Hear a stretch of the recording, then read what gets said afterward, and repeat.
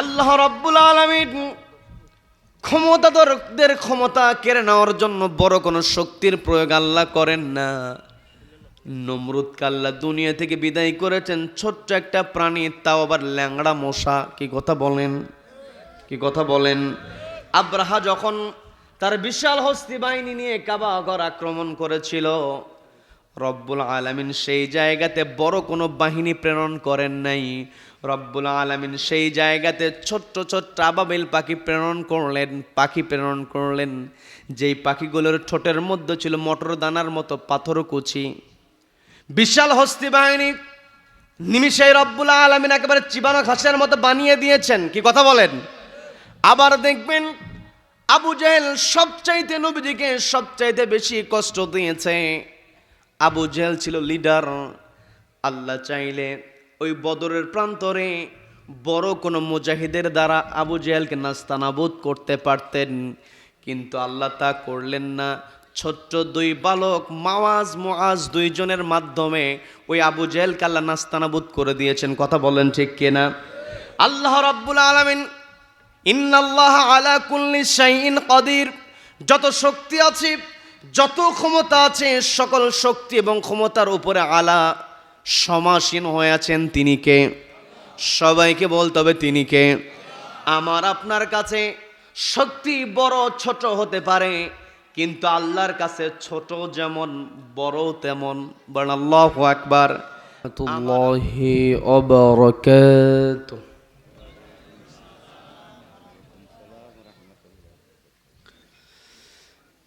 إن الحمد لله الذي خلق الإنسان وكرم بأشراف المخلوقات، فسبحان الذي علم بالقلم، علم الإنسان ما لم يعلم. نستعينه ونستغفره ونتوب إليه، ونعوذ بالله من شرور أنفسنا ومن سيئات أعمالنا. من يهد الله فهو المهتدي، ومن يضلل فأولئك هم الخاسرون.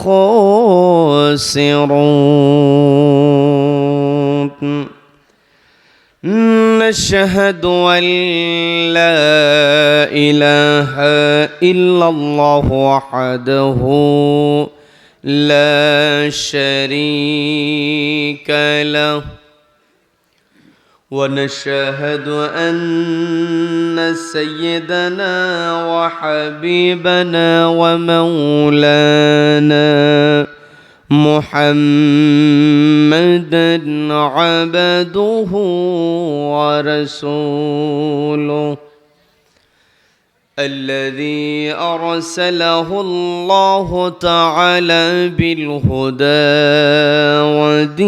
ودين الحق ليظهره على الدين كله، وكفى بالله شهيدا. وداعيا إلى الله بإذنه وسراجا وقمرا منيرا. فقد قال الله تعالى في كلامه المجيد: وفرقانه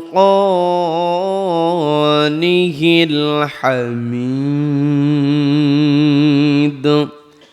সবাই পড়ুন আউযু বিল্লাহি মিনাশ শাইতানির রাজীম বিসমিল্লাহির রাহমানির রাহিম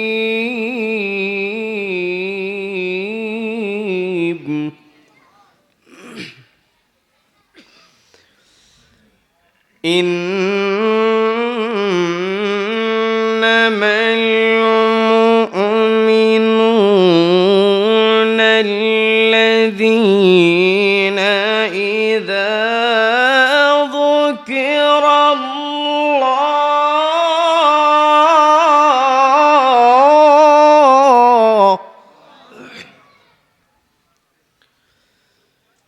إذا ذكر الله وجلت قلوبهم وإذا تليت عليهم آياته زادتهم إيمانا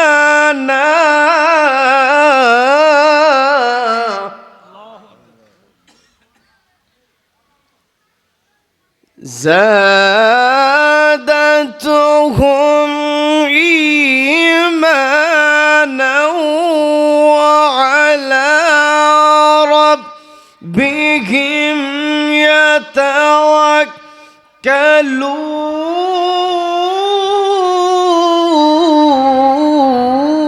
يتوكلون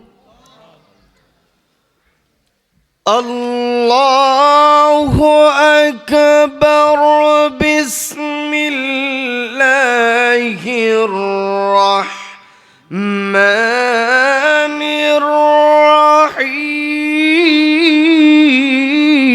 الرحيم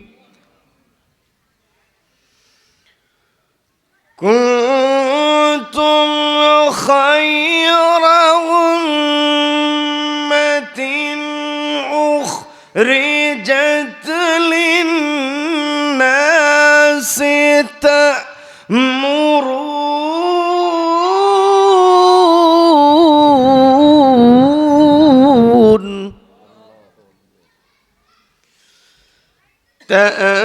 تأمرون بالمعروف وتنهون عن المنكر وتؤمنون بالله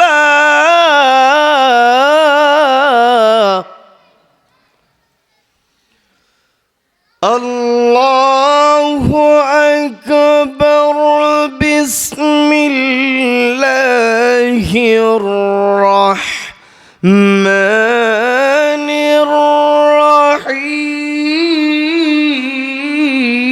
الرحيم إن الله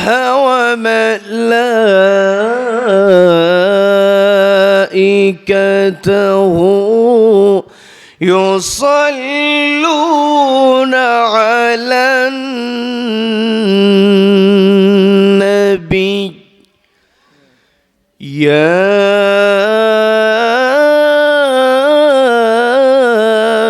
أيها الذين آمنوا صلوا عليه وسلموا تسليما اللهم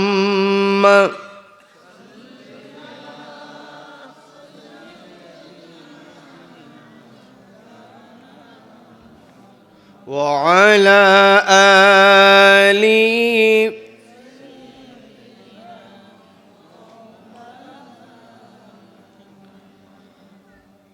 যে মানুষ মানুষের বেদনায়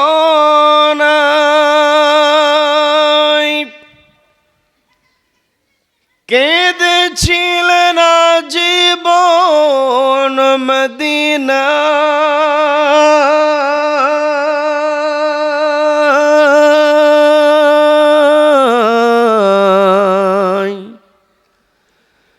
সেই মাটি সেই মানুষ যদি এত সুন্দর না জানি তাহলে আল্লাহ তুমি কত সুন্দর কত সুন্দর আল্লাহুম্মা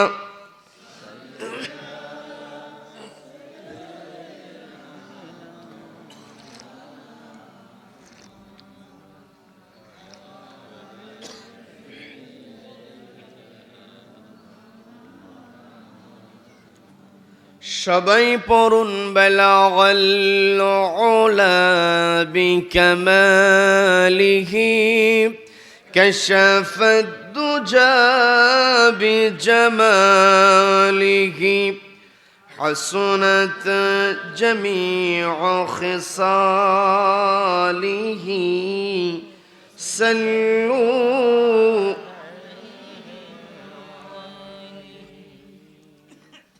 বাংলাদেশের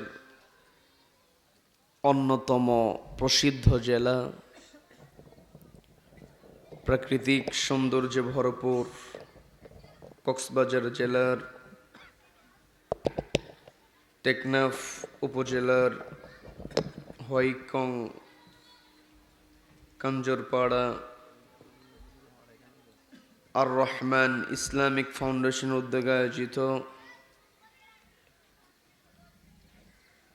চতুর্থতম বার্ষিকী তাফসিরুল কোরআন মাহফিলের আজকের এই রহমতপূর্ণ বরকতপূর্ণ দিন মজলিসের সম্মানিত সুযোগ্য অনারেবল প্রেসিডেন্ট সভাপতিত্ব করছেন অত্র এলাকার সম্মানিত মুরব্বী জনাব মোহাম্মদ হোসেন সাহেব, প্রধান উপদেষ্টা সৈয়দ হোসেন শিকদার সাহেব, আজকের মাহফিলের সম্মানিত প্রধান অতিথি, ইসলামী আন্দোলনের বলিষ্ঠ কণ্ঠস্বর, বীর সিপাহসালার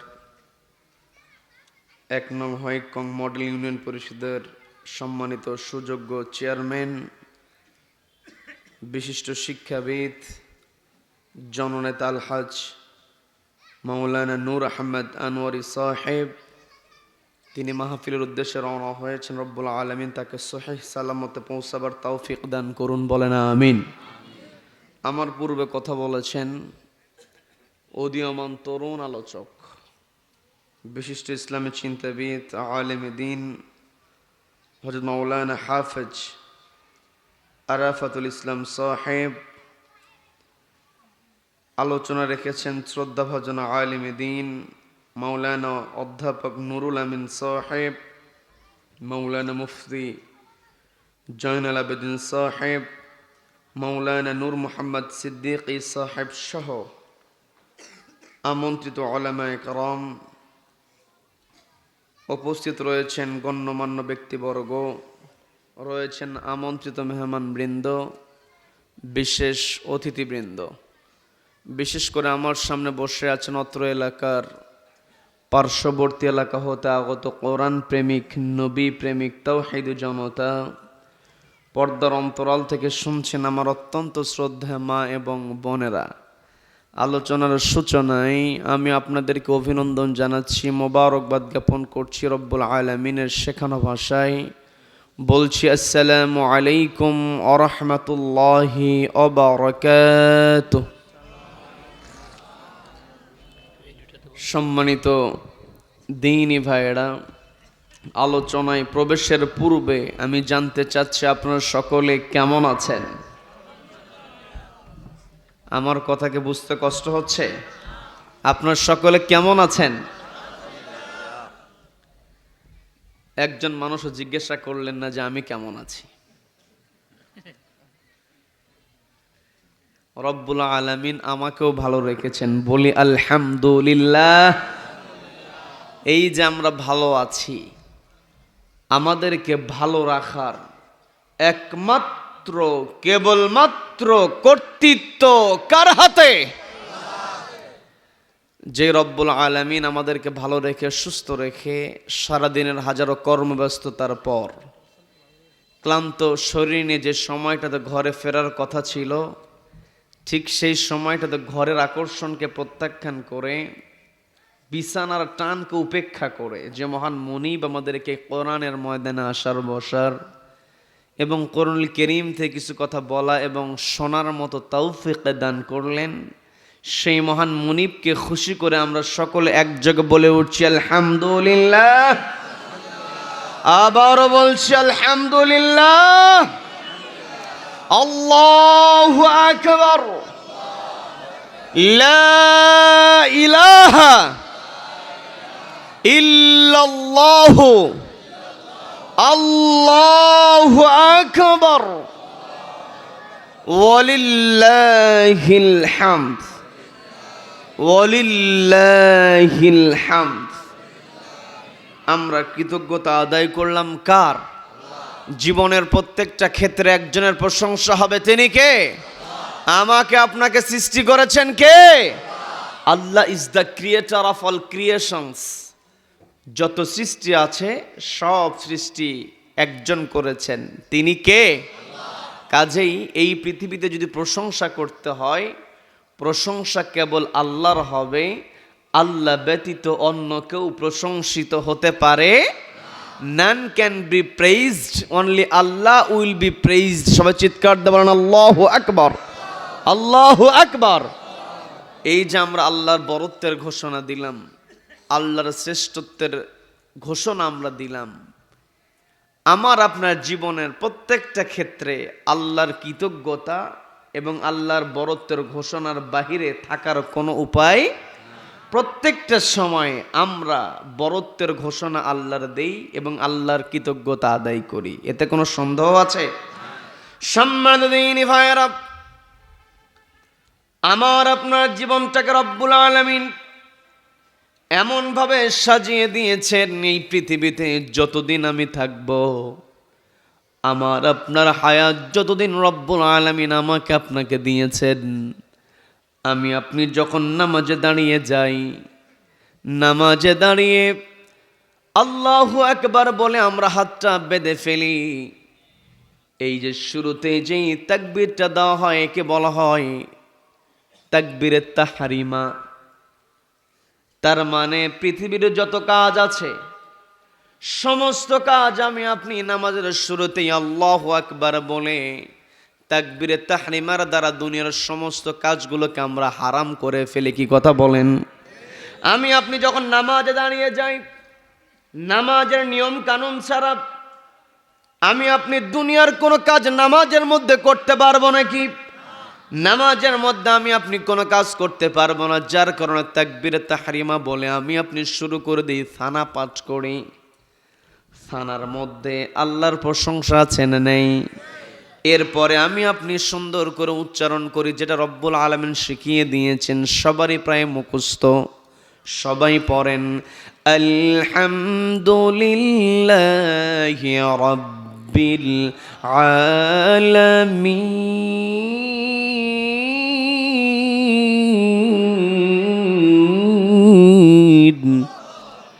আমি আপনি স্পষ্ট ঘোষণা দিয়ে দিই আলহামদু, সমস্ত প্রশংসা লিল্লাহি রাব্বিল আলামিন, সেই আল্লাহর যিনি জগৎসমূহের প্রতিপালক। এই জায়গাতে হামদুন শব্দের অর্থ হলো প্রশংসা। আল্লাহ বলতে পারতেন হামদুলিল্লাহি রাব্বিল আলামিন, তা কিন্তু আল্লাহ বলেন নাই। হামদুন শব্দের পূর্বে আল্লাহ আলিফ লাম বসিয়েছেন। এখানে যারা আলেম ওলামা আছেন তারা সহজেই বুঝতে পারবেন, আলিফ লামটা বসানো হয়েছে আরবি ব্যাকরণে, আরবি কাওয়ায়েদ, আরবি গ্রামার যেটা আমরা বলি, আলিফ লাম দ্বারা নির্দিষ্ট করা হয়। আরেকটু বুঝিয়ে দেই, ইংরেজিতে আমি আপনি কোনো কিছুকে নির্দিষ্ট করতে হলে দা শব্দ ব্যবহার করি, কি কথা বলেন? ইংরেজিতে যেমন দা ব্যবহার করা হয়, কোনো কিছুকে নির্দিষ্ট করে ফেলা হয়, ঠিক তেমনি আরবিতে নির্দিষ্ট করতে হলে আলিফ লাম ব্যবহার করতে হয়। এই জায়গাতে আল্লাহ রাব্বুল আলামিন বললেন আলহামদু, যত প্রশংসা আছে সমস্ত প্রশংসা একমাত্র আল্লাহর জন্য। বলেন আল্লাহু আকবার। আল্লাহ হলেন জগতের সময়ের প্রতিপালক। এই পৃথিবীতে যা কিছু আছে সব কিছু রব্বুল আলামিন আমার আপনার জন্য তৈরি করেছেন। যিনি হলেন রব্বুল আলামিন, জগৎসমূহের প্রতিপালক, জগৎসমূহের লালনকারী, পালনকারী। প্রতিপালক তাকেই বলা হয়, লালনকারী পালনকারী তাকেই বলা হয় যিনি কোনো কিছু না চাইতেই দিয়ে দেন। বলেন না সুবহানাল্লাহ। এই যে পৃথিবীতে আমি আপনি এসেছি, আমাকে আপনাকে আল্লাহ রাব্বুল আলামিন সুন্দর করে তৈরি করেছেন। লাকাদ খালাকনাল ইনসানা ফি আহসানি তাকওয়ীম।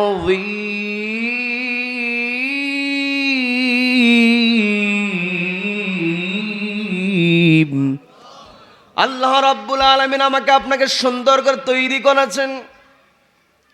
আবার পৃথিবীতে যত সৃষ্টি আছে প্রত্যেকটা সৃষ্টির মধ্যে রব্বুল আলামিন আমাকে আপনাকে শ্রেষ্ঠ বানিয়েছেন।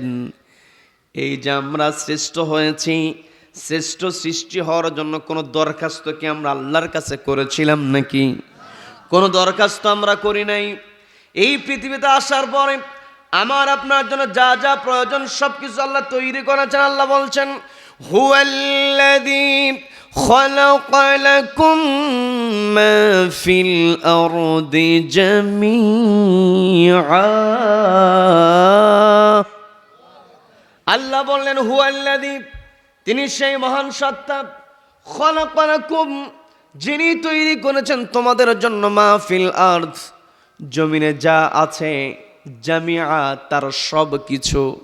তার মানে পৃথিবীতে আমি আপনি চোখের সামনে যে সৃষ্টিটাই দেখি না কেন, ওই সৃষ্টিটাই আল্লাহ আমার আপনার জন্য বানিয়েছেন। বলেন না সুবহানাল্লাহ। এই যে রব্বুল আলামিন তো কিছু আমার আপনার জন্য তৈরি করলেন, আমাকে আপনাকে শ্রেষ্ঠ বানালেন, না চাইতে সব কিছু আল্লাহ আমার আপনার জন্য তৈরি করে ফেললেন। এর কারণ আছে না নেই? সবাইকে কথা বলতে হবে, কারণ আছে না নেই? খুবই পরিচিত আয়াত, ওয়ামা খালাকাতুল জিন্না ওয়াল ইনসা ইল্লা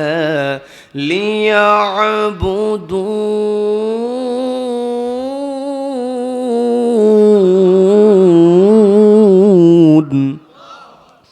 আল্লাহ রাব্বুল আলামিন স্পষ্ট জানিয়ে দিলেন, আমি মানুষ এবং জিন জাতিকে কেবলমাত্র আমার গোলামি করার জন্য তৈরি করেছি। তার মানে এই পৃথিবীতে আমি আপনি যা কিছু করব সব কিছু হতে হবে একজনের গোলামের অন্তর্ভুক্ত। তিনি কে?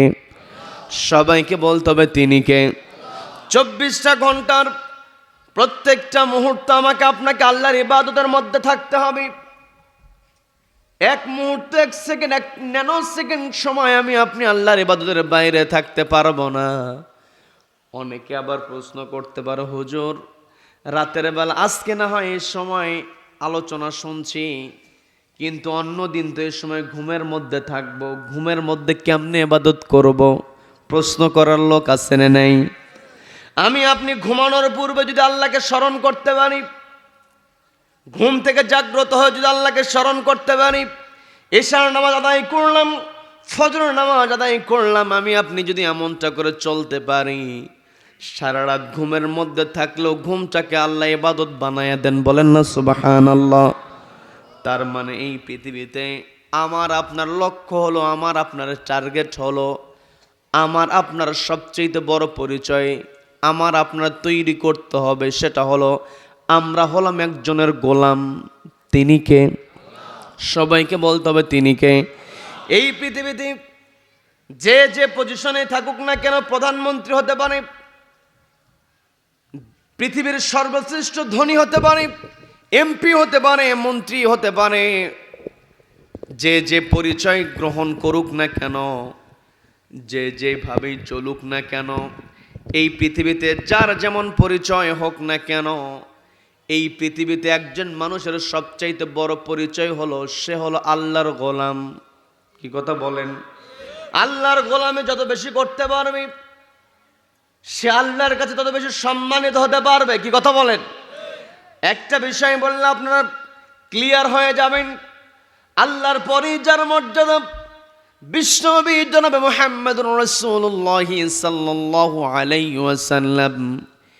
এই নবীর সাক্ষ্য দিতে গেল আমরা কিন্তু বলি মুহাম্মাদান আবদুহু ওয়া রাসূলুহু।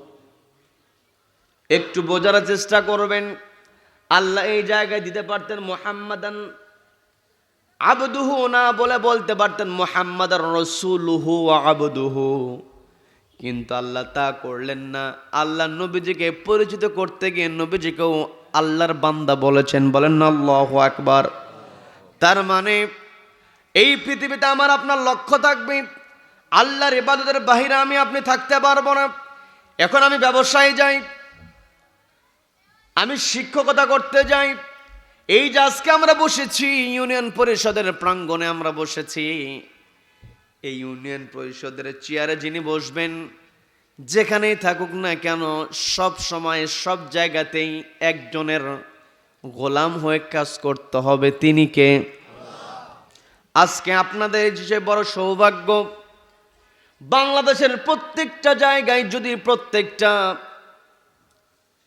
ইউনিয়ন পরিষদে যদি এমন যোগ্য চেয়ারম্যান থাকতো, তাহলে আমার দেশে কোনো দুর্নীতিবাজ জায়গা পেত না। কথা বলেন ঠিক কিনা? আজকে আমার দেশে যদি এমপি মন্ত্রীগুলো আল্লাহকে ভয় করত, নিজের চেয়ার টিকিয়ে রাখার জন্য ষড়যন্ত্র না করত, জনগণ সবচাইতে শান্তিতে থাকতে পারত। কি কথা বলেন? কিন্তু এই পৃথিবীতে কিছু মানুষ ভুলে যায় সে আল্লাহর গোলাম, আল্লাহ যে তাকে তৈরি করেছে এটা ভুলে যায়। ফেরাউন যেমনটা নিজেকে আল্লাহর গোলাম পরিচয় সে দিতে চায় নাই, বরং সে নিজেকে বড় খোদা দাবি করেছিল। বলেন নাউযু বিল্লাহ। ফেরাউন ভালো করেই জানতো, নমরুদ ভালো করেই জানতো, কিন্তু তারপরও ক্ষমতার লোভ, চেয়ারের লোভ আছে না নাই? সবাইকে বলতে আছে না নাই?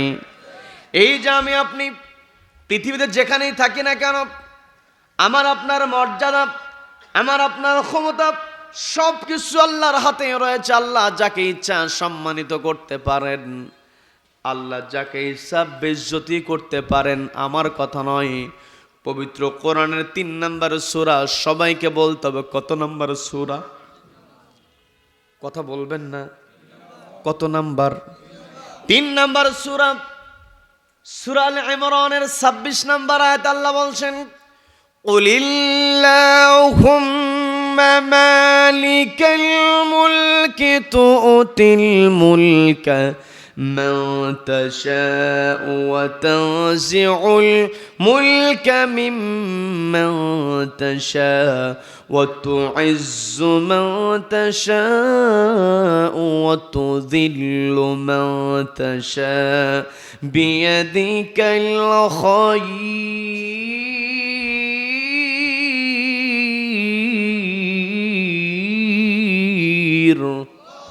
আল্লাহ বলছেন ওগো নবী, কুল আপনি বলুন, আল্লাহুম্মা মালিকাল মুলক, ওগো আল্লাহ আপনি হলেন রাজত্বের মালিক।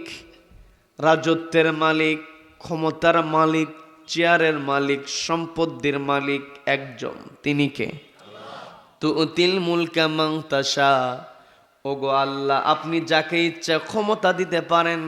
ওয়া তানজিউল মুলকা মিম্মান তাশা, এবং যার কাছ থেকে ইচ্ছা আপনি ক্ষমতা কেড়ে নিতে পারেন। এতে কোনো সন্দেহ আছে নাকি?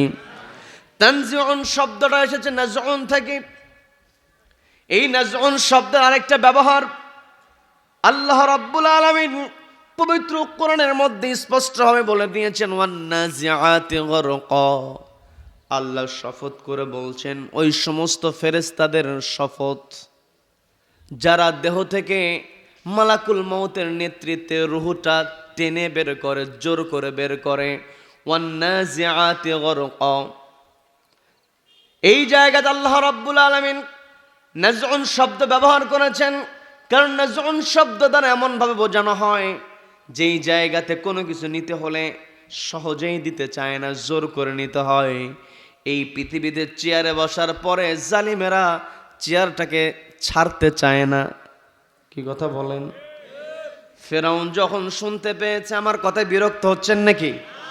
ফেরাউন যখন জানতে পেরেছে, ফেরাউনকে যখন বলা হয়েছে মূসা নামে একজন আসবে, তোমার চেয়ারটাকে নড়বড় করে দেবে, ওই দিন থেকেই ফেরাউন ষড়যন্ত্র শুরু করেছে। মায়ের কোল থেকে পুত্র সন্তানকে কেড়ে নিয়ে লক্ষ লক্ষ সন্তানকে দুনিয়া থেকে বিদায় করেছে, কিন্তু শেষ পর্যন্ত ওই কুলাঙ্গার ফেরাউন কি তার চেয়ারকে রক্ষা করতে পেরেছিল নাকি? নমরুদ কি করেছে? জাতির পিতা ইব্রাহিম আলাইহিস সালাতু ওয়াস সালাম তাকে কি করলো? অগ্নিকুণ্ডের মধ্যে নিক্ষেপ করেছে। অগ্নিকুণ্ডের মধ্যে যখন নিক্ষেপ করেছে, রব্বুল আলামিন সেটাকে আর অগ্নিকুণ্ড রাখেন নাই, শান্তির জায়গা বানায় দিয়েছেন। বলেন না সুবহানাল্লাহ। এই যে পৃথিবীতে যারা ক্ষমতাধর, তাদের চেয়ারটাকে তারা টিকিয়ে রাখার জন্য সব সময় তারা কৌশল করে, তারা চিন্তা করে কেমন করে চেয়ারটাকে টিকিয়ে রাখা যায়। কিন্তু আল্লাহ যদি কারো কাছ থেকে চেয়ার কেড়ে নিতে চান, আল্লাহর কাছে বড় কোনো শক্তির প্রয়োগ করতে হয় না। তার প্রমাণ হলো ফেরাউনকে যখন আজকের মাহফিলের প্রধান অতিথি, নারে তাকবীর, নারে তাকবীর। আজকের মাহফিলের সম্মানিত প্রধান অতিথি ইসলামী আন্দোলনের বীর সিপাহ সালার জনাব শ্রদ্ধাভাজন আলেমে দ্বীন অধ্যক্ষ মাওলানা নূর আহমদ আনোয়ারি হাফিজাহুল্লাহ, তিনি এসেছেন। আমরা খুশি না বাজার? খুশি না বাজার? আপনারা তো রহমত পেয়েছেন, সামনে তো প্রশংসা করতে হয় না। রব্বুল আলামিন এমন চেয়ারম্যান বাংলার প্রত্যেকটা ইউনিয়নে রব্বুল আলামিন তৈরি করে দেন। বলেন আমিন, বলেন আমিন। সম্মানিত দিনী ভাইয়েরা, আমি যে কথা বলতে নিয়েছিলাম, আল্লাহ রব্বুল আলামিন ক্ষমতাধরদের ক্ষমতা কেড়ে নেওয়ার জন্য বড় কোনো শক্তির প্রয়োগ আল্লাহ করেন না। নমরুদকে আল্লাহ দুনিয়া থেকে বিদায় করেছেন ছোট্ট একটা প্রাণী, তাও আবার ল্যাংড়া মশা। কি কথা বলেন? কি কথা বলেন? আব্রাহা যখন তার বিশাল হস্তি বাহিনী নিয়ে কাবা ঘর আক্রমণ করেছিল, রব্বুল আলামিন সেই জায়গাতে বড় কোনো বাহিনী প্রেরণ করেন নাই। রব্বুল আলামিন সেই জায়গাতে ছোট্ট ছোট্ট আবাবিল পাখি প্রেরণ করলেন, যেই পাখিগুলোর ঠোঁটের মধ্যে ছিল মটর দানার মতো পাথর কুচি। বিশাল হস্তি বাহিনী নিমিষেই রব্বুল আলামিন একেবারে চিবানো ঘাসের মতো বানিয়ে দিয়েছেন। কি কথা বলেন? আবার দেখবেন আবু জেহেল সবচাইতে নবীজিকে সবচাইতে বেশি কষ্ট দিয়েছে। আবু জেহেল ছিল লিডার। আল্লাহ চাইলে ওই বদরের প্রান্তরে বড় কোনো মুজাহিদের দ্বারা আবু জেহেলকে নাস্তানাবুদ করতে পারতেন, কিন্তু আল্লাহ তা করলেন না। ছোট্ট দুই বালক মাওয়াজ মুআজ দুইজনের মাধ্যমে ওই আবু জেহেলকে আল্লাহ নাস্তানাবুদ করে দিয়েছেন। কথা বলেন ঠিক কিনা? আল্লাহ রাব্বুল আলামিন ইন্নাল্লাহা আলা কুল্লি শাইইন কাদির, যত শক্তি আছে, যত ক্ষমতা আছে, সকল শক্তি এবং ক্ষমতার উপরে আলা সমাসীন হয়ে আছেন তিনি কে? সবাইকে বলতে হবে তিনি কে? আমার আপনার কাছে শক্তি বড় ছোট হতে পারে, কিন্তু আল্লাহর কাছে ছোট যেমন বড় তেমন। বলেন আল্লাহু আকবার। আমার আপনার কাছে ছোট কিছু দিয়ে বড় কিছু আশা করে যদি আমরা করে ফেলি, আমরা যদি ছোট কিছু দিয়ে বড় কিছুর ফলাফল যদি আমরা পেয়ে যাই, আমরা অবাক হয়ে যাই। কিন্তু আল্লাহর কাছে অবাক হওয়ার কোনো বিষয় নাই। আল্লাহ আমাকে আপনাকে অবাক করার জন্য সব সময় যারা পৃথিবীতে জুলুম করেছে, এদের জুলুমের তক্তটাকে আল্লাহ একেবারে নড়বড় করে দিয়েছেন, ভাঙচুর করে দিয়েছেন, একেবারে নাস্তানাবুদ করে দিয়েছেন দুর্বল শক্তি দিয়া। কি কথা বলেন? সর্বশেষ এতক্ষণ তো আমরা ইতিহাস শুনলাম, ফেরাউনের কথা আমরা শুনেছি, নমরুদের ইতিহাস আমরা জেনেছি, আব্রাহার কথা আমরা শুনেছি, আবু জেহেলকে ছোট্ট দুই ভাই নাস্তানাবুদ করে দিয়েছে। সর্বশেষ আমরা তো ইতিহাসের সাক্ষী হয়েছি, এই জুলাই আগস্ট মাসে দীর্ঘ 15 বছর এই বাংলার জমিনে যেই লেডি ফেরাউন শাসন করেছে, জুলুম করেছে, এই লেডি ফেরাউনকে আল্লাহ রাব্বুল আলামিন বিশাল কোনো বাহিনী দিয়ে নয়, অস্ত্র শস্ত্রে সজ্জিত কোনো বাহিনী নয়, রব্বুল আলামিন নিরস্ত্র ছাত্র জনতাকে সামনের কাতারে দিয়ে দিলেন, আর ওই লেডি ফেরাউন পালাতে বাধ্য হয়েছে। কথা বলেন ঠিক কিনা? তার মানে আমার আপনার আল্লাহর বরত্ব বুঝতে হবে। আমি আপনি শুধুমাত্র নামাজের মধ্যে বললাম আল্লাহু আকবার, মুয়াজ্জিন সাহেব শুধুমাত্র আজানের মধ্যে বলে দিলেন আল্লাহু আকবার, আমি আপনি বললাম আলহামদুলিল্লাহি রাব্বিল আলামিন, জগতের সময়ের প্রতিপালক রব্বুল আলামিনের জন্য সকল প্রশংসা। শুধুমাত্র মুখে বললে হবে না, বাস্তব জীবনে এটার আমল করতে হবে। কি কথা বলেন? কি কথা বলেন? এই পৃথিবীতে, এই যে বাংলাদেশে আমরা বলি 92% মুসলমান, কিন্তু আমার দেশে 92% দরকার নাই, সত্যিকারে যদি 20% মুসলমান থাকে, এই বাংলার জমিনে কোনো অন্যায় থাকবে না, কোনো দুর্নীতি থাকবে না। কথা বলেন ঠিক কিনা? সম্মানিত দিনী ভাইয়েরা, এই পৃথিবীতে রব্বুল আলামিন আমাকে আপনাকে পাঠিয়েছেন, আমার আপনার দায়িত্ব, আমার আপনার কর্তব্য, আমার আপনার বৈশিষ্ট্য কেমন হতে হবে কোরআনের মধ্যে আছে না নেই? সবাইকে বলতে হবে কোরআনের মধ্যে আছে না নেই? আল্লাহ বললেন আমাকে আপনাকে আল্লাহ রাব্বুল আলামিন তৈরি করেছেন কেবলমাত্র তার গোলামি করার জন্য। এই পৃথিবীতে আমার আপনার সবচাইতে বড় পরিচয় কতটুকু আমি আপনি আল্লাহর গোলাম হতে পেরেছি। আল্লাহর গোলাম হওয়ার দৌড়ে আমাকে আপনাকে এগিয়ে থাকতে হবে, কিন্তু আফসোস নিয়ে বলতে হয় এই দুনিয়াতে আমরা দৌড়াইয়া থাকি, আমরা সম্পদের পিছনে দৌড়াই, চেয়ারের পিছনে দৌড়াই। কি কথা বলেন? কি কথা বলেন? সম্পদের পিছনে দৌড়ানো কখনো সফলতা অর্জিত হয় না, চেয়ারে বসলে কখনো সফলতা অর্জিত হয় না। প্রকৃত সফলতা, কোরআনকে যদি প্রশ্ন করা হয়, পবিত্র কোরআনের 3 নম্বর সূরা, সবাইকে আবারও জিজ্ঞাসা করছি কয় নাম্বার সূরা? 3 নম্বর সূরা, সূরা আল ইমরানের 185 নম্বর আয়াতে রব্বুল আলামিন সফল ব্যক্তির পরিচয় দিয়ে বলছেন, ফামান যুহজিহা আনিন নারি ওয়া উদখিলাল জান্নাতা ফাকাদ ফাজ।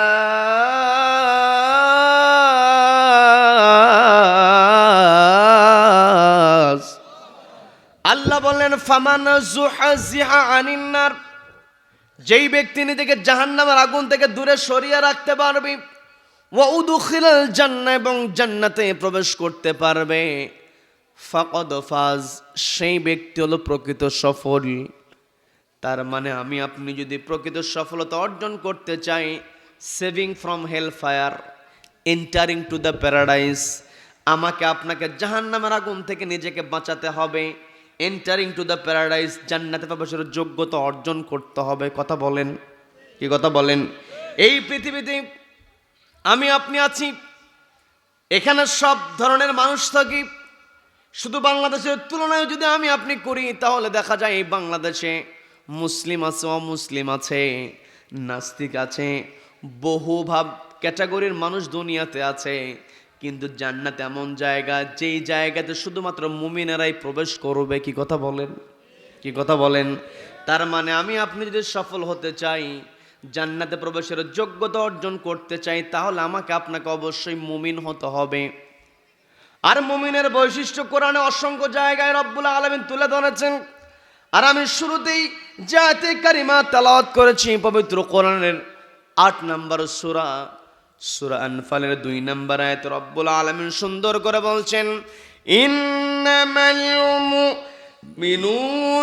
মুমিনুনাল্লাযীনা ইযা যুকিরাল্লাহু ওয়াজিলাত কুলুবুহুম ওয়া ইযা তুলিয়াত আলাইহিম আয়াতুহু যাদাতুহুম ঈমানাও ওয়া আলা রাব্বিহিম ইয়াতাওয়াক্কালুন। আল্লাহ রাব্বুল আলামিন স্পষ্টভাবে এই আয়াতের মধ্যে তিনটা বৈশিষ্ট্য তুলে ধরেছেন মুমিন বান্দার। এক নম্বরে আল্লাহ রাব্বুল আলামিন বলছেন ইন্নামাল মুমিনুন, তারাই হলো মুমিন, আল্লাযীনা ইযা যুকিরাল্লাহ, যাদের সামনে আল্লাহর নাম উচ্চারিত হয়, ওয়াজিলাত কুলুবুহুম, অন্তরটা আল্লাহর ভয়ে কেঁপে ওঠে। তার মানে আমি আপনি যদি নিজেকে মুমিন প্রমাণ করতে চাই, আমার আপনার সামনে যখন আল্লাহর নাম উচ্চারিত হবে, আল্লাহর বরত্বের কথা স্মরণ হওয়ার পরে আমি কি আর আপনি কি কোনো অন্যায় করতে পারবো নাকি? সবাইকে বলতে হবে, অন্যায় করতে পারবো নাকি? আল্লাহর নাম যেখানে উচ্চারিত হবে, মুমিন বান্দা আল্লাহর নাম শোনার সঙ্গে সঙ্গে অন্তরটা কেঁপে উঠবে। দ্বিতীয় নম্বরে যেই বৈশিষ্ট্য হবে সেটা হলো ওয়াইদা তুলিয়াত আলাইহিম, যখন মুমিন বান্দাদের সামনে তেলাওয়াত করা হবে আয়াতুহু, আল্লাহর আয়াত, অর্থাৎ একটি কিতাব। কিতাবের নাম কি? সবাইকে বলতে হবে, কিতাবের নাম কি? জাদাতহুম ঈমানা, ঈমানটা বহুগুণে বৃদ্ধি করে দেবেন কে? তৃতীয় নাম্বার বৈশিষ্ট্য আল্লাহ বললেন ওয়ালা রাব্বিহিম ইয়াতাওয়াক্কালুন, যারা মুমিন বান্দা হবে তারা একমাত্র ভরসা করবে, তাওয়াক্কুল করবে আল্লাহর উপরে। তার মানে এই পৃথিবীতে যতই নির্যাতন করা হোক না কেন, যতই কষ্ট দেওয়া হোক না কেন, যারা মুমিন বান্দা তারা আল্লাহ ছাড়া অন্য কারো দেওয়া কষ্টকে ভয় পায় না। কি কথা বলেন? সম্মানিত দিনী ভাইরা, আমি আপনি এই তিনটা বৈশিষ্ট্য যদি আমার আপনার ভিতরে লালন করতে পারি, আমার আপনার কার্যক্রম কেমন হবে, দুনিয়াতে কেমন করে চলবো, আল্লাহ তো স্পষ্ট জানিয়ে দিলেন। সফলতার পরিচয়, সফল ব্যক্তির পরিচয় আল্লাহ বলছেন ফামান যুহজিহা আনিন নার, যেই ব্যক্তি নিজেকে জাহান্নামের আগুন থেকে দূরে সরিয়ে রাখতে পারবে সেই ব্যক্তি সফল হতে পারবে।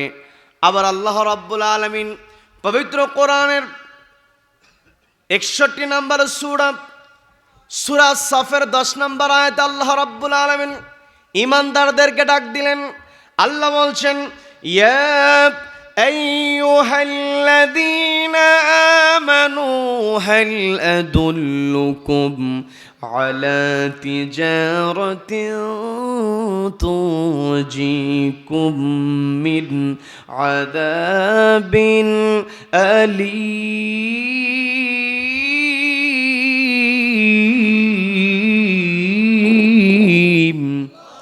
আল্লাহ বলছেন ইয়া আইয়ুহাল্লাযীনা আমানু, ওহে যারা ঈমান আনয়ন করেছো, হাল আদুল্লুকুম আলা তিজারাহ, আমি কি তোমাদের কেমন একটি ব্যবসার সন্ধান দেব, তুনজিকুম, যেটা তোমাদেরকে বাঁচিয়ে দেবে, মিন আযাবিন আলিম, যন্ত্রণাদায়ক শাস্তি থেকে। প্রশ্নটা করছেন কে? সবাইকে বলতে, প্রশ্নটা করছেন কে?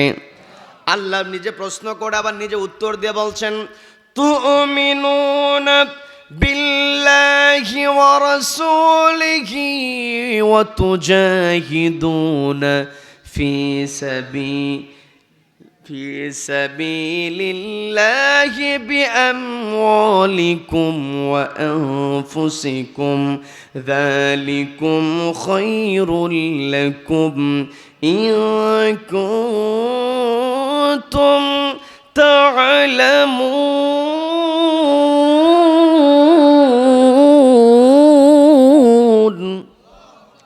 আল্লাহ রাব্বুল আলামিন স্পষ্টভাবে ব্যবসার ধাপের কথা বললেন। এক নাম্বার, ঈমান আনতে হবে কার উপরে? তুমিনুনা বিল্লাহ ওয়া রাসূলিহি, এরপর ঈমান আনতে হবে রাসূলের উপরে। আমাদের আল্লাহর প্রতি ঈমান আছে না নাই? সবাই কথা বলেন, আছে না নাই? রাসূলের প্রতি বিশ্বাস আছে না নাই? তার মানে আল্লাহর প্রতি ঈমান, রাসূলের প্রতি বিশ্বাস, এই দুইটা আমাদের মধ্যে আছে। কিন্তু তৃতীয় নাম্বার রব্বুল আলামিন যে কথাটা বললেন ওয়া তুজাহিদুনা ফি সাবিলিল্লাহি বিআমওয়ালিকুম ওয়া আনফুসিকুম, তৃতীয় নাম্বার যে ধাপ, তুজাহিদুনা ফি সাবিলিল্লাহ, সংগ্রাম করতে হবে কার রাস্তায়? সবাইকে বলতে হবে কার রাস্তায়? এই সংগ্রাম করতে হলে বিআমওয়ালিকুম ওয়া আনফুসিকুম, অর্থ যাবে, এমনকি জীবনও যাবে। কি কথা বলেন? কি কথা বলেন? আল্লাহর সন্তুষ্টি অর্জনের জন্য আমি আপনি যদি আল্লাহর শিখিয়ে দেওয়া এই ব্যবসাটা যদি আমি আপনি করতে পারি, তবে আমি আপনি নিজেকে জাহান্নামের আগুন থেকে বাঁচিয়ে রাখতে পারবো, দূরে সরে থাকতে পারবো। আল্লাহ বললেন তুজাহিদুনা ফি সাবিলিল্লাহ, আল্লাহর রাস্তায় সংগ্রাম করা। এখন আল্লাহর রাস্তায় সংগ্রামটা আমরা কেমন করে করব জানার দরকার আছে না নাই? পবিত্র কোরআনের 3 নম্বর সূরা সূরা আল ইমরানের 110 নম্বর আয়াত, আমি শুরুতেই 110 নম্বর আয়াতের খণ্ডিত সামনের অংশ তেলাওয়াত করেছি, যেই জায়গাতে আল্লাহ রাব্বুল আলামিন স্পষ্ট জানিয়ে দিলেন কুনতুম খায়রা উম্মাতিন উখরিজাত লিন-নাসি তা'মুরুনা বিল মা'রুফি ওয়া তানহাউনা আনিল মুনকারি ওয়া তু'মিনুনা বিল্লাহ।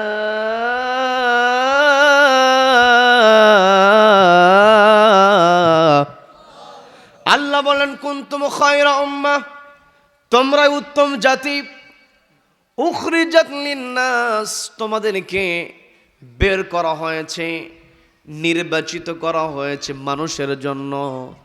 তা'মুরুনা বিল মা'রুফ, তোমাদের দায়িত্ব হলো সৎ কাজের আদেশ দিতে হবে। শুধুমাত্র সৎ কাজের আদেশ দেওয়া নয়, ওয়া তানহাউনা আনিল মুনকার, অসৎ কাজে বাধা প্রদান করতে হবে। এই পৃথিবীতে আমার আপনার দায়িত্ব তুজাহিদুনা ফি সাবিলিল্লাহ, আল্লাহর রাস্তায় সংগ্রাম করার মানেটাই হলো সৎ কাজ নিজে করতে হবে, সৎ কাজের আদেশ দিতে হবে, নিজেকে অসৎ কাজ থেকে দূরে রাখতে হবে, অসৎ কাজে বাধা প্রদান করতে হবে। কি কথা বলেন? কি কথা বলেন? এই জায়গাতে আমি আপনি দুর্বল হয়ে যাই, আমি আপনি মনে করি একাকী ইবাদত করা হয়তো পার পেয়ে যেতে পারি। একাকী ইবাদত করে যদি পার পাওয়া যেত, তাহলে নবীজিকে ওই রাতের অন্ধকারে মক্কা থেকে মদিনার দিকে হিজরত করতে হতো না। যদি একাকী ইবাদত করে আল্লাহর জান্নাত পাওয়া যেত, ইমাম হুসাইন তার কাল্লা তাকে দিতে হতো না। কি কথা বলেন? কি কথা বলেন? তার মানে এই পৃথিবীতে আমাকে আপনাকে সৎ কাজের আদেশ দিতে হবে। আল্লাহ বলেন তা'মুরুনা বিল মা'রুফ, আল্লাহ আমাকে আপনাকে অর্ডার দিতে বলেছেন। আবার কোরআনের কিছু কিছু জায়গায় রব্বুল আলামিন নিজে সরাসরি অনেক অর্ডার দিয়েছেন, সৎ কাজের সরাসরি অর্ডার আল্লাহ দিয়েছেন। আল্লাহ রব্বুল আলামিন আমাকে আপনাকে যে নির্দেশনা দিয়েছেন, পবিত্র জুমার দিনে ইমাম সাহেব সানি খুতবা যখন দিয়ে দেন, সানি খুতবার শেষে তিনি একটা আয়াত পাঠ করেন, ইন্নাল্লাহা ইয়া'মুরু বিল আদলি ওয়াল ইহসান ওয়া ইতাইযিল কুরবা। এতদূর পর্যন্ত ইমাম সাহেবের যেতে হয় না। যখন ইমাম সাহেব বলে ইন্নাল্লাহা ইয়া'মুরু বিল আদল, এটা বলার সঙ্গে সঙ্গে মুসল্লির রেডি হয়ে যায় যে এখনই দাঁড়াতে হবে। কি কথা বলেন? কি কথা বলেন? তার মানে প্রত্যেক জুমার দিনে আমি আপনি ইমাম সাহেবের মুখ থেকে শুনতেছি পবিত্র কোরআনের 16 নম্বর সূরা, সূরা না হলে 90 নম্বর আয়াত আল্লাহ বলছেন ইন্নাল্লাহা ইয়া'মুরু বিল আদল, নিশ্চয় আল্লাহ রাব্বুল আলামিন অর্ডার দেন আদালত কায়েমের। আল্লাহ আমাদেরকে অর্ডার দিয়ে বলছেন তা'মুরুনা বিল মা'রুফ, তোমরা সৎ কাজের আদেশ দাও। আমি আপনি যদি মা'রুফ শব্দের ব্যাখ্যায় চলে যাই, কোন সৎ কাজগুলো আমার আপনার প্রাধান্য বেশি দিতে হবে। আল্লাহর যে অর্ডার, আল্লাহ বললেন ইন্নাল্লাহা ইয়া'মুরু বিল আদল, যেহেতু আল্লাহ রাব্বুল আলামিন আদালত কায়েমের অর্ডার দেন, আমারও আপনার দায়িত্ব হলো এই পৃথিবীতে আদালত কায়েমের জন্য সবচাইতে সর্বোচ্চ চেষ্টা চালিয়ে যাওয়া। কি কথা বলেন? কি কথা বলেন? এই পৃথিবীতে যত ভালো কাজ আছে, এই ভালো কাজের মধ্যে সর্বশ্রেষ্ঠ ভালো কাজ হলো ন্যায় বিচার প্রতিষ্ঠা করা। কি কথা বলেন? এই যে কোরআনটা আল্লাহ দিয়েছেন, এই কোরআনের মধ্যে যত বিধান আছে, প্রত্যেকটা বিধানের ফলাফল যেটা দাঁড়িয়ে যায় সেটা হলো ন্যায় বিচার। এই কোরআনের বিধান যখন বাস্তবায়িত হয়ে যাবে, শুধুমাত্র মুসলিম ব্যক্তিরাই সুবিধা পাবে না, মুসলিমরাও সুবিধা পাবে। কি কথা বলেন? এই কোরআনটা হলো হুদান লিন্নাস। এক রাতে অনেক কথা বলতে হয়। আমি আপনাকে যে মেসেজটা দিতে চাই সেটা হলো, এই পৃথিবীতে আমার আপনার সব কাজের মধ্যে আল্লাহর সন্তুষ্টি খুঁজতে হবে। আমি আপনি এই পৃথিবীতে যত কাজ করব সবার আগে আমাকে আপনাকে প্রাধান্য দিতে হবে। সেটা হলো আমার আপনার দায়িত্ব হলো নিজের ব্যক্তিগত জীবন, পারিবারিক জীবন, সামাজিক জীবন, রাষ্ট্রীয় জীবন, আন্তর্জাতিক অঙ্গন, প্রত্যেকটা জায়গায় ন্যায় বিচার প্রতিষ্ঠা করা। কি কথা বলেন? তুজাহিদুনা ফি সাবিলিল্লাহ, আল্লাহর রাস্তায় সংগ্রাম করা মানেই হলো ন্যায় প্রতিষ্ঠার জন্য সংগ্রাম করা। কি কথা বলেন? সম্মানিত বন্ধুগণ, এই পৃথিবীতে আমি আপনি যদি ন্যায় প্রতিষ্ঠা করতে চাই, আমি আপনি যদি আদালত কায়েম করতে চাই, একই কথা রব্বুল আলামিন পবিত্র কোরআনের 4 নম্বর সূরা সূরা নিসার 58 নম্বর আয়াতে আল্লাহ বলছেন, ইন্নাল্লাহা ইয়া'মুরুকুম আন তুআদ্দুল আমানাতি ইলা আহলিহা ওয়া ইযা হাকামতুম বাইনান নাসি আন তাহকুমু বিল আদল। এই জায়গাতে আল্লাহ আদালের কথা বললেন। তার মানে আমি আপনি যদি আদালত কায়েম করতে চাই, এর পূর্বে আল্লাহ আমাকে আপনাকে যে অর্ডার দিলেন, আল্লাহ বলেন ইন্নাল্লাহা ইয়া'মুরুকুম, নিশ্চয় রব্বুল আলামিন তোমাদেরকে অর্ডার দিচ্ছেন আন তুআদ্দুল আমানাতি ইলা আহলিহা, তোমাদের কাছে যে আমানত আছে, আন তুআদ্দুল আমানাত, সে আমানতগুলো তোমরা আদায় করো, ইলা আহলিহা, যথাযথ জায়গায়। তার মানে আমার আপনার যে আমানত, এই আমানতদারিদের সর্বশ্রেষ্ঠ দৃষ্টান্ত, সর্বশ্রেষ্ঠ দায়িত্ব আমাকে আপনাকে পালন করতে হবে। একেবারে সংক্ষেপে যদি আমি আপনি বলি, এই পৃথিবীতে যত আমানত আছে, সমস্ত আমানতের মধ্যে সবচাইতে বড় আমানত হলো চেয়ারের আমানত। কি কথা বলেন? যদি সমাজের মধ্যে, সমাজের চেয়ারে যারা বসে যায়, রাষ্ট্রের চেয়ারে যারা বসে যায়, ওই চেয়ারে বসার পরে রাষ্ট্রের চেয়ার, সমাজের চেয়ারকে যারা আমানত মনে করবে, আমানত মনে করে তুআদ্দুল আমানাতি ইলা আহলিহা, যথাযথ জায়গায় তার আমানতদারিতা রক্ষা করবে, ওই সমাজ এবং রাষ্ট্রের মধ্যে আল্লাহ জান্নাতের পরিবেশ দান করে দেবেন। কথা বলেন ঠিক কিনা? এই জন্য আমাকে আপনাকে দায়িত্ব পালন করতে হবে। এই পৃথিবীতে আল্লাহ রাব্বুল আলামিন আমাকে আপনাকে খলিফা করে প্রেরণ করেছেন। এই পৃথিবীতে আমি আপনি আল্লাহর খলিফা হিসেবে কতটুকু দায়িত্ব পালন করলাম, অবশ্যই প্রশ্নের মুখোমুখি আমাকে আপনাকে হতে হবে।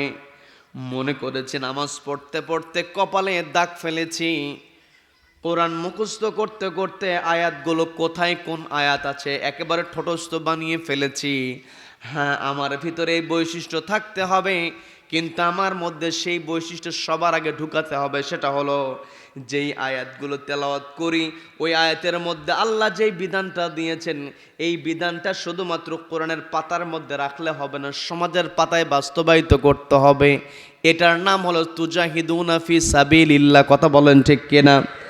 আজকে আমি আপনি আল্লাহ দা বিধান, তা'মুরুনা বিল মা'রুফ, সৎ কাজের আদেশ দেওয়া, অর্থাৎ সমাজের প্রত্যেকটা জায়গায় যদি আমি আপনি সৎ কাজ প্রতিষ্ঠা করতে চাই, সমাজের প্রত্যেকটা জায়গা থেকে যদি আমি আপনি অন্যায় দূর করতে চাই, আল্লাহ বলেন ওয়াতানহাউনা আনিল মুনকার, অসৎ কাজে বাধা প্রদান করতে হবে। নবীজি তো আরো শক্ত করে বলেছেন লা তা'মুরুন্না বিল মা'রুফ, অবশ্যই তোমাদের কি সৎ কাজের আদেশ দিতে হবে। লামে তাকিদ নুনে তাকিদ, এখানে যারা আলেম আছেন তারা সহজেই বুঝতে পারবেন। এখানে নবীজি লামে তাকিদ নুনে তাকিদ দুইটাই ব্যবহার করেছেন। আরবিতে আবশ্যকতা বোঝানোর জন্য, জরুরত বোঝানোর জন্য, অপরিহার্যতা বোঝানোর জন্য লামে তাকিদ নুনে তাকিদ ব্যবহার করা হয়। আমি আপনাদেরকে বোঝানোর জন্য বলছি, যখন ইংরেজিতে মাস্ট শব্দ ব্যবহার করা হয়, মাস্ট দ্বারা অবশ্যই সে কাজ করতে হয়। কি কথা বলেন? এই জায়গায় নবীজি বলেন লা তা'মুরুন্না বিল মা'রুফ, অবশ্যই তোমাদের সৎ কাজের আদেশ দিতে হবে। ওয়ালা তানহাউন্না আনিল মুনকার, অসৎ কাজে বাধা প্রদান করতে হবে। তার মানে সমাজের মধ্যে যেখানে আমরা অসৎ কাজ দেখব, সেখানে আমার আপনার দায়িত্ব হলো বাধা প্রদান করতে হবে। এখন প্রশ্ন করতে পারি, আমার দেশে দুর্নীতি আছে না নেই? চুরি আছে না নেই? এই চুরি আর দুর্নীতি যদি আমি আপনি বন্ধ করতে চাই, মানব রচিত বিধান দিয়ে আমি আপনি কখনো দুর্নীতি বন্ধ করতে পারবো না। দুর্নীতি বন্ধ করতে হলে, চুরি বন্ধ করতে হলে, কোরআনকে প্রশ্ন করলে কোরআন সেটার সমাধান দিতে পারে কি পারে না?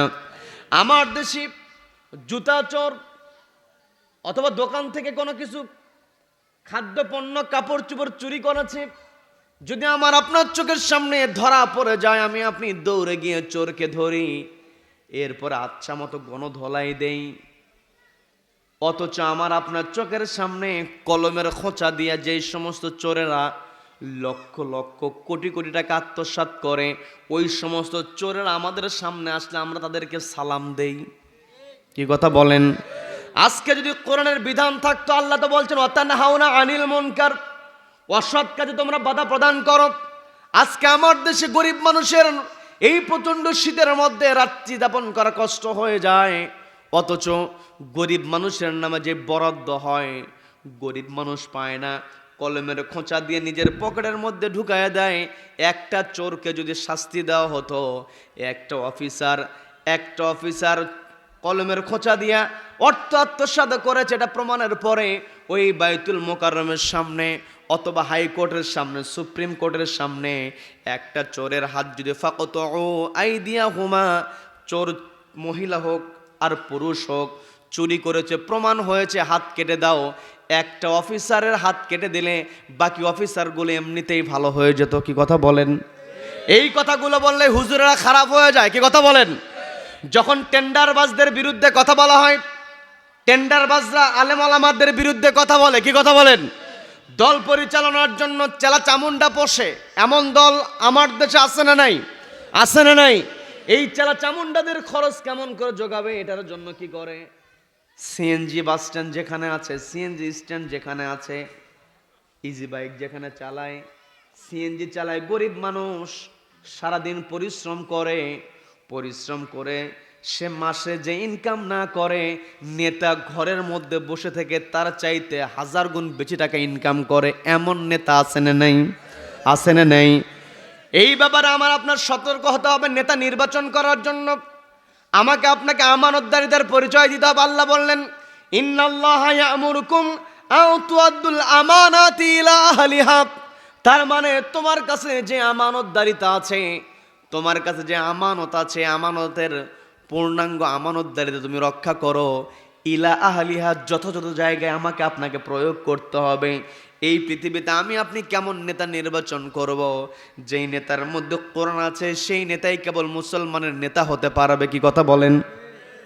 যেই নেতার কাছে কোরআন আছে ওই নেতা জবাবদিহিতার ভয় করে। কি কথা বলেন? আর যেই নেতার মধ্যে কোরআন নাই, ওর মধ্যে কোনো জবাবদিহিতার ভয় নাই।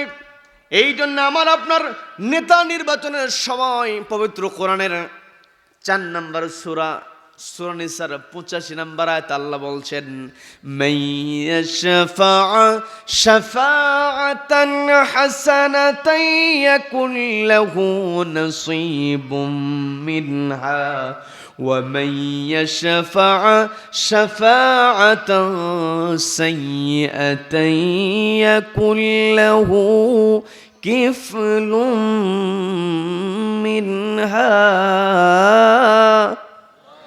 আল্লাহ বলেন মাইয়াশফা শাফাআতান হাসানা, যেই ব্যক্তি ভালো কাজে সুপারিশ করবে, শাফাআত করবে, মাইয়াশফা শাফাআতান হাসানা, শাফাআত শব্দটা আরবি হলেও এই শাফাআত শব্দের সঙ্গে আমরা মোটামুটি পরিচিত, কারণ আমরা তো শুনে থাকি নবীজির শাফাআত ছাড়া ওই দিন কারো বাঁচার উপায় থাকবে না।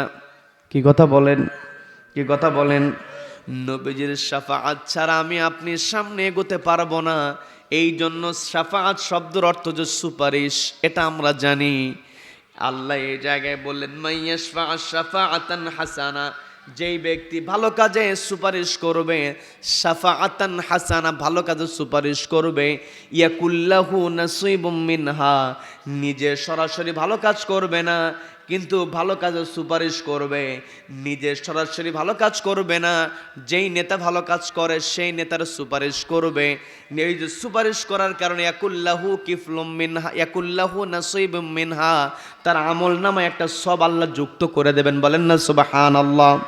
ওয়া মান ইয়াশফা শাফাআতান সাইয়্যা, এই জায়গায় এই কথা আমাকে আপনাকে গুরুত্ব দিয়ে বুঝতে হবে। পবিত্র কোরআনের 4 নম্বর সূরা 85 নম্বর আয়াত আল্লাহ বলছেন মাইয়াশফা শাফাআতা সাইয়্যা, যেই ব্যক্তি খারাপ কাজে সুপারিশ করবে, নিজে খারাপ কাজ করবে না কিন্তু খারাপ কাজে সুপারিশ করবে, খারাপ ব্যক্তির পক্ষে সুপারিশ করবে, নিজে খারাপ কাজ করবে না কিন্তু যারা সুপারিশ করেছে সেই খারাপ কাজ করবে, ইয়াকুল্লাহু কিফলুম মিনহা, নিজে খারাপ কাজ না করলেও সুপারিশ করার কারণে তার আমল নামায় গুনাহ যুক্ত হয়। বলেন নাউযু বিল্লাহ। তার মানে এই পৃথিবীতে কোন নেতার আনুগত্য করব, কাকে সুপারিশ করব, কোরআনে স্পষ্ট ঢুকিয়ে দিয়েছেন কে। এত কিছু বোঝানোর পরেও, এত কিছু কোরআনের মধ্যে আল্লাহ তুলে ধরার পরেও আমি আপনি যদি নিজেকে জাহান্নামের আগুন থেকে বাঁচাতে না পারি, আমার আপনার চাইতে ব্যর্থ আর পৃথিবীতে কেউ হতে পারে না। কথা বলেন ঠিক কিনা? সমাজের নেতা যদি আমানতদার হয়, আমানতদারদের কেমন আদায় হয়? ইসলামের একজন খলিফা ছিলেন যাকে পঞ্চম খলিফা অভিহিত করা হয়, ওমর ইবনে আব্দুল আজিজ রাহিমাহুল্লাহ। ওমর ইবনে আব্দুল আজিজ রাহিমাহুল্লাহ তিনি ন্যায় বিচার কেমন করে আদায় করেছেন, তিনি তার চেয়ারের আমানতদারিতা কেমন করে রক্ষা করেছেন। একদিন রাতের বেলা জেলখানার কর্মচারীদেরকে নিয়ে তিনি একটা মিটিং করছেন। রাতের বেলা জেলখানার কর্মচারীদের নিয়ে তিনি মিটিং করছেন। রাজ্য পরিচালনার জন্য, রাষ্ট্র পরিচালনার জন্য জেলখানার দরকার আছে না নাই? জেলখানা থাকবে কিন্তু সেই জেলখানায় ভালো মানুষ থাকবে না খারাপ মানুষ? সবাইকে বলতে ভালো মানুষ না খারাপ মানুষ? জেলখানায় যখন খারাপ মানুষ থাকবে বুঝতে হবে বাহিরে ন্যায় বিচার আছে, কিন্তু জেলখানায় যদি খারাপ মানুষের পরিবর্তে ভালো মানুষকে রেখে দেওয়া হয় তাহলে বুঝতে হবে ওই রাষ্ট্রের চেয়ারে জালিম বসে আছে। কি কথা বলেন? কি কথা বলেন? জালিম তো চাইবে তার চেয়ারটাকে টিকিয়ে রাখার জন্য আল্লাহর সন্তুষ্টি খুঁজতে হবে। বন্ধুগণ, আমি যে কথা বলতে নিয়েছিলাম, নেতা কেমন ছিলেন? ওমর ইবনে আব্দুল আজিজ রাহিমাহুল্লাহ তিনি রাতের বেলা জেলখানার কর্মকর্তাদেরকে নিয়ে তিনি মিটিং করছেন। মিটিংয়ের একটা পর্যায়ে হঠাৎ করে তাকে ব্যক্তিগত বিষয়ে প্রশ্ন করা হলো, বলা হলো আপনি কেমন আছেন, আপনার পরিবারের কি অবস্থা, শরীরটা কেমন। এমন করে যখন ব্যক্তিগত প্রশ্ন করা হলো, তার সামনে ছিল বাতি জ্বালানো। এখন তো আজকে আমরা বসে আছি প্রযুক্তির কল্যাণে, অনেকগুলো লাইট জ্বলছে, তখন তো ইলেকট্রিসিটি ছিল না, বাতি জ্বালানো হতো। খলিফার সামনে বাতি জ্বালানো আছে, যখনই ব্যক্তিগত প্রশ্ন করা হয়েছে সঙ্গে সঙ্গে তিনি তার সামনের থাকা বাতিটা নিভায়া দিলেন। নিভায়া দিয়া তিনি বললেন আরেকটা বাতি জ্বালানোর জন্য তিনি অর্ডার দিলেন। একটা বাতি নিভায়া যখন আরেকটা বাতি জ্বালানো হলো, একটু পূর্বে যে বাতিটা ছিল সেই বাতির আলো ছিল বেশি, পরে যেই বাতিটা জ্বালানো হয়েছে ওই বাতির আলো কম। খলিফাকে প্রশ্ন করা হলো, একটু আগে যে বাতিটা জ্বলছিল এর আলোটা বেশি ছিল, কিন্তু আপনার মধ্যে দেখলাম সেই বাতি নিভায়া দিয়া পরবর্তীতে আপনি যে বাতিটা জ্বালায়া দিলেন এই বাতির আলো নাই বললেই চলে, একটা এমনটা করার কারণটা কি? খলিফা জবাব দিয়ে বলছেন, তোমরা তো বিষয়টা বুঝতে পারো নাই।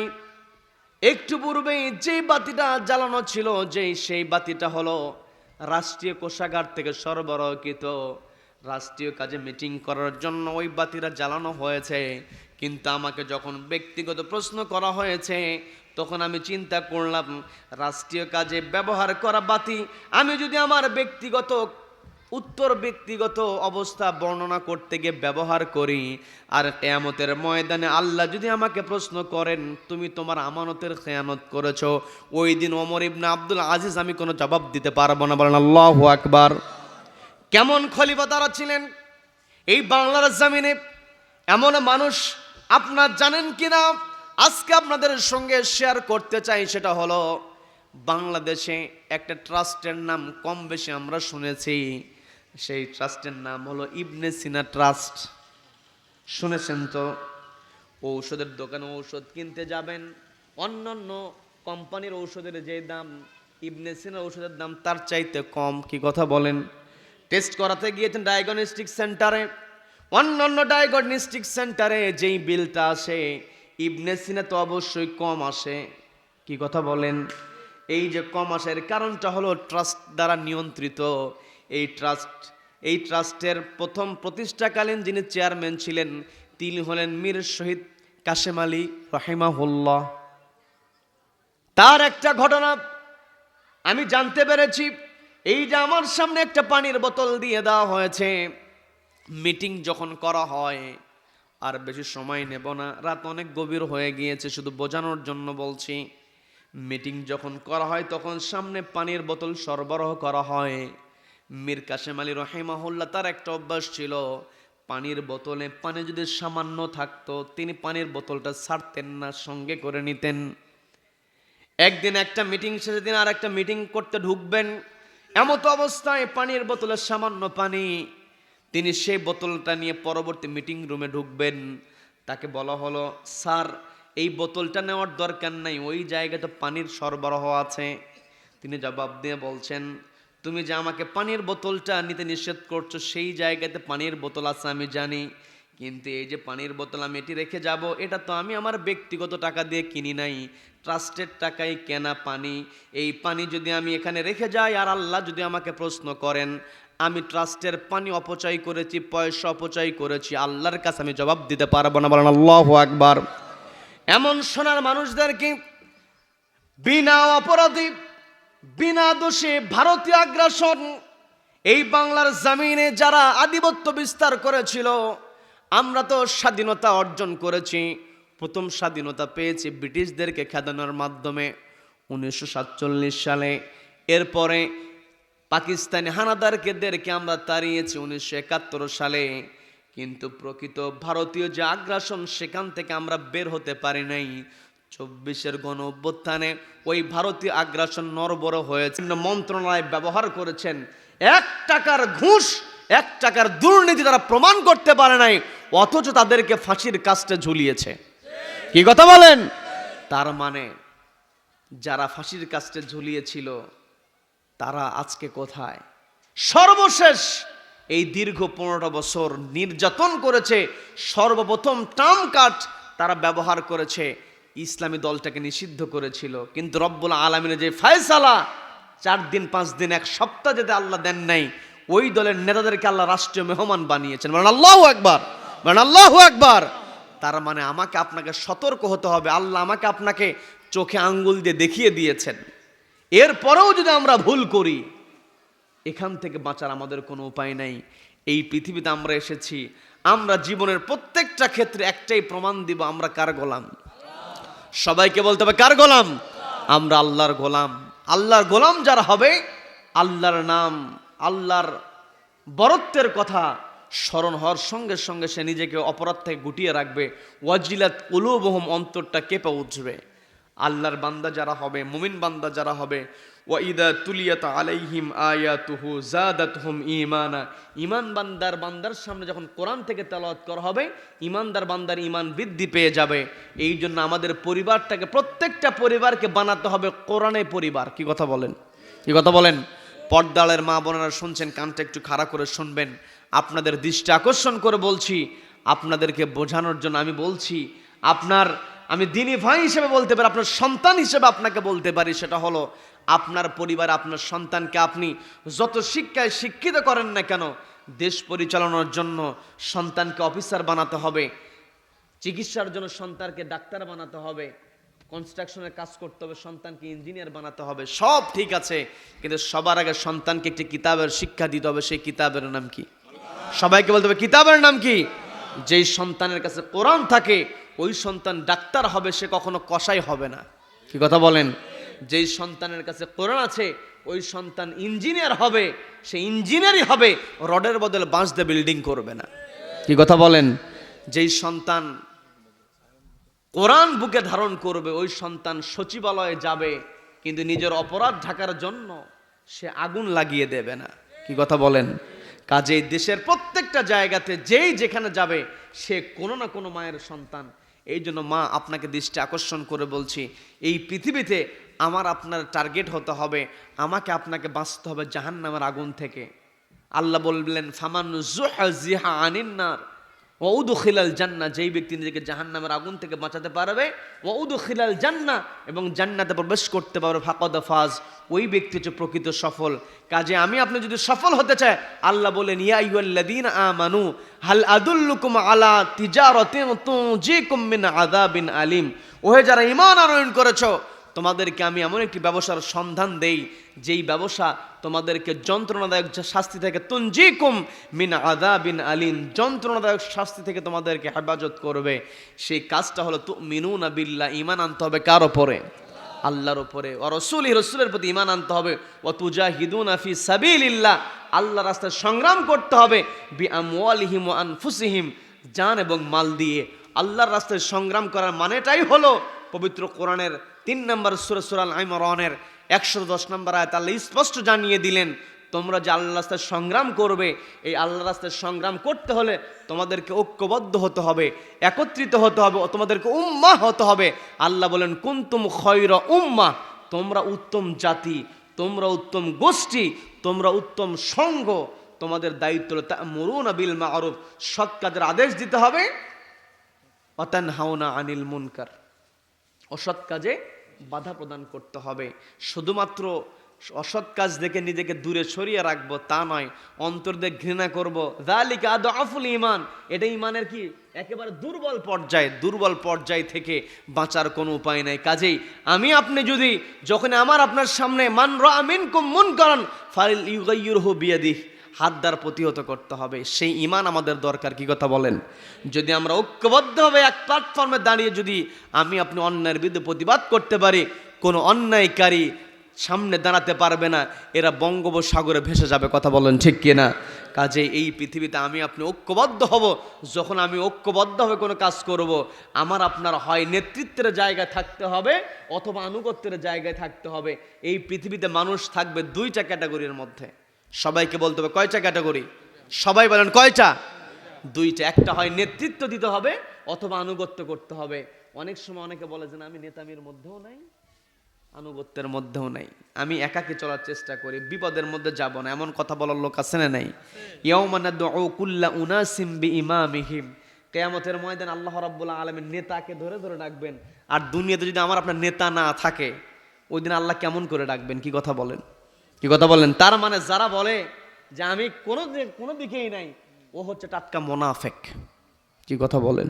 কি কথা বলেন? এই জন্য মুনাফিক হওয়া যাবে না, হয় আনুগত্য করতে হবে অথবা নেতৃত্ব দিতে হবে। যদি আল্লাহ আমাকে আপনাকে নেতৃত্বের জায়গায় বসায় দেন, নবীজি বললেন মান জাআলাহু আমামাহু ক্বাদাহু ইলাল জান্নাহ, নেতৃত্বের জায়গায় যে বসবে তারও একজন নেতা থাকবে। সেই নেতার নাম কি? সবাইকে বলতে হবে নেতার নাম কি? নবীজি বললেন মান জাআলাহু আমামাহু, মান জাআলাহু জাহালাল কুরআন, যেই ব্যক্তি কোরআনকে বানিয়ে নেবে আমামাহু। ইসলামিক ফাউন্ডেশনের উদ্যোগে আয়োজিত 4th বার্ষিকী তাফসীরুল কোরআন ময়দানে বসে কোরআনকে সামনে রেখে কিছু কথা বলার পরে তোমার শাহী দরবারে আমরা সকলে মিলে দুখানা হাত তুলে ধরেছি। মাবুদ, গভীর রজনীতে তোমার শাহী দরবারে আমরা হাত তুলেছি। মেহেরবানি করে আমাদের প্রতি আল্লাহ তুমি রহমতের নজর দিয়ে তাকাও।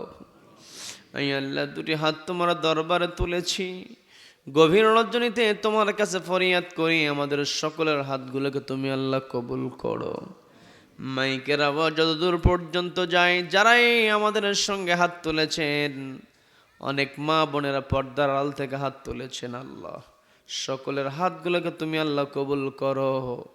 হাই আল্লাহ, তোমার কাছে ফরিয়াদ করি, হাই আল্লাহ জুমার রাত মেহেরবানি করে আমাদের সকলের জিন্দেগির গুনাহগুলো তুমি আল্লাহ মাফ করে দাও। হাই আল্লাহ, তুমি যদি মাফ না করো আমরা কোথায় যাব? তুমি যদি ক্ষমা না করো আমরা কার কাছে যাব?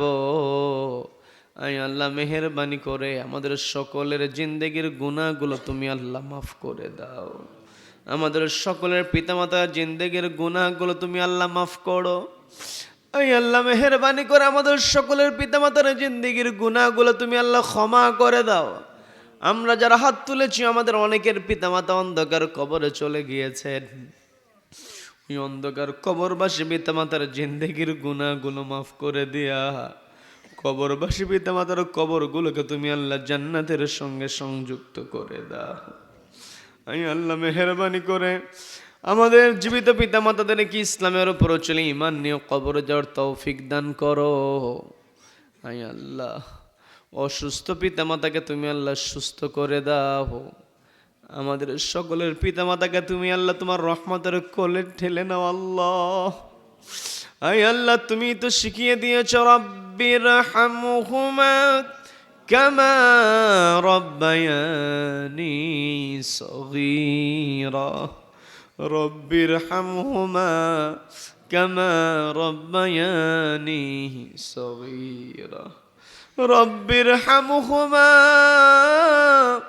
কামা রব্বায়ানি সগীরা। আয় আল্লাহ আমাদের মধ্যে যারা অসুস্থ আছে মেহেরবানি করে সুস্থতা দান করে দাও, যারা ঋণগ্রস্ত আছে মেহেরবানি করে ঋণ পরিশোধের ব্যবস্থা করে দাও, যারা বেকার আছে রাজ্জাক নামের ওসিলায় রিজিকের ফয়সালা দান করো। আয় আল্লাহ আমরা যারা হাত তুলেছি আমাদের সকলকে শয়তানের ওয়াসওয়াসা থেকে পরহেজ থাকার তৌফিক দান করো। আয় আল্লাহ এত সুন্দর মাহফিলের আয়োজন যারা করেছেন আয় আল্লাহ তাদেরকে তুমি কবুল করো, এই মাহফিলটাকে নাজাতের জরিয়া বানায় দাও আল্লাহ। আয় আল্লাহ আর রহমান ইসলামিক ফাউন্ডেশনের সকল সদস্যদেরকে কবুল করো। আয় আল্লাহ বিশেষ করে প্রবাস থেকে যারা সহযোগিতা করেছেন জয়নাল আবেদিন ভাই, মিজানুর রহমান, আব্দুল খালেক ভাই সহ সকল সদস্যদেরকে তুমি কবুল করো। প্রবাসী ভাইদের প্রতি খাস রহমত নাজিল করো, প্রবাস জীবনটাকে তুমি আল্লাহ সহজ করে দাও, প্রবাসীদের পরিবারটাকে আল্লাহ তুমি তোমার রহমতের চাদরে ঢেকে রাখো। আয় আল্লাহ গভীর রজনীতে তোমার কাছে ফরিয়াদ করি, আমাদের এই সোনার বাংলাদেশকে তুমি ন্যায় এবং ইনসাফের দেশ হিসেবে কবুল করো। সকল ষড়যন্ত্র থেকে আমাদের মাতৃভূমিকে তুমি আল্লাহ হেফাজত করো। আয় আল্লাহ আজকে আমরা সামিয়ানার নিচে বসে আছি, কালকে আমাদের কঠিন ময়দানে যেই দিন তোমার আরশের ছায়া ছাড়া কোনো ছায়া থাকবে না, ওই দিন যেন আরশের নিচে আমরা একত্রিত হতে পারি সে তৌফিক তুমি দান করো। আজকের মাহফিলের সভাপতি আয় আল্লাহ মোহাম্মদ হোসেন সাহেবকে কবুল করো। আয় আল্লাহ সৈয়দ হোসেন শিকদার সাহেবকে কবুল করো। আয় আল্লাহ আজকের মাহফিলের প্রধান অতিথি শ্রদ্ধাভাজন আলেম দ্বীন আয় আল্লাহ অধ্যক্ষ মাওলানা নূর আহমদ আনোয়ারি সাহেবকে তুমি আল্লাহ কবুল করো, তোমার রহমতের চাদরে ঢেকে রাখো। আমার পূর্বে কথা বলেছেন হাফেজ মাওলানা আরাফাতুল ইসলাম ভাইকে কবুল করো, মাওলানা অধ্যাপক নুরুল আমিন সাহেব, মাওলানা মুফতি জয়নুল আবেদিন আয়াল মাওলানা নূর মোহাম্মদ সিদ্দিকী সাহেব সহ যত আলেম আছে আল্লাহ সকলকে তুমি কবুল করো। আয় আল্লাহ বিশেষ করে এই মাহফিল শোনার জন্য যারা গভীর রাত পর্যন্ত বসে থাকলো আল্লাহ সকলকে তুমি কবুল করো, এই মাহফিলটাকে নাজাতের জরিয়া বানায় দাও। আয় আল্লাহ কোরআনকে সামনে রেখে কথা বলেছি, এই কোরআনকে যেন আমরা সংবিধান হিসেবে প্রতিষ্ঠিত করতে পারি, তৌফিক তুমি আমাদেরকে দান করো। আয় আল্লাহ সারা দুনিয়ায় আমাদের এই সোনার বাংলাদেশকে রোল মডেলের দেশ হিসেবে তুমি কবুল করো।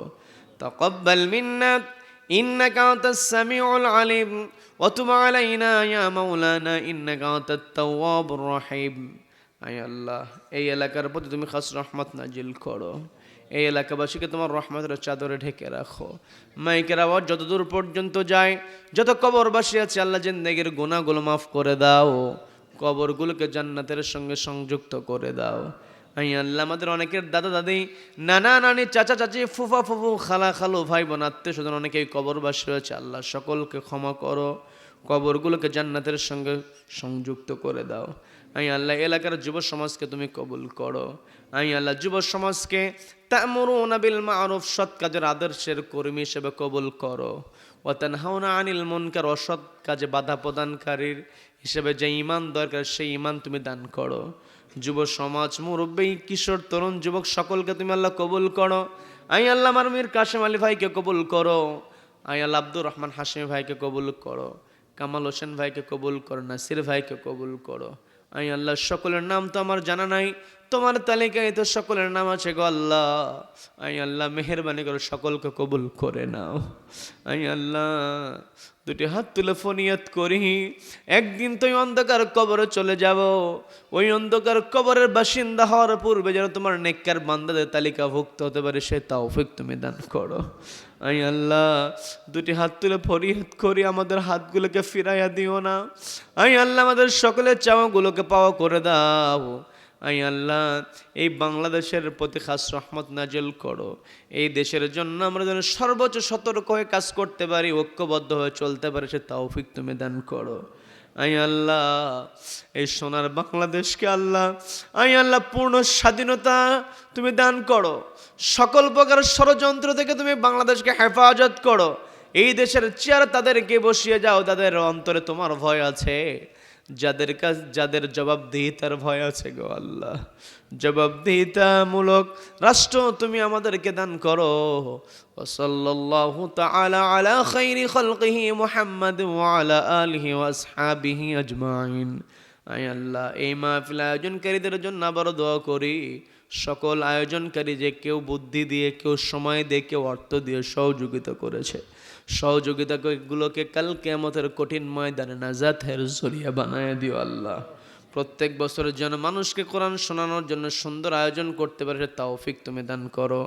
আই আল্লাহ, দুটি হাত তুলে ফরিয়াদ করি, আই আল্লাহ, মালাকুল মাউত যেই দিন হাজির হয়ে যাবে, জান কবজের জন্য যখন ফেরেশতারা হাজির হয়ে যাবে, ওই ফেরেশতাদেরকে দেখে যেন ঘাবড়ে না যায়, মালাকুল মাউতকে দেখে যেন ভয় না পাই, তোমাকে যেন স্মরণ করতে পারি, তোমার কালাম থেকে যেন তেলাওয়াত করতে পারি, তোমার কালাম থেকে তেলাওয়াত করতে করতে আমি আল্লাহ আমরা যেন শেষ জবানে উচ্চারণ করতে পারি, লা ইলাহা ইল্লাল্লাহ মুহাম্মাদুর রাসূলুল্লাহ।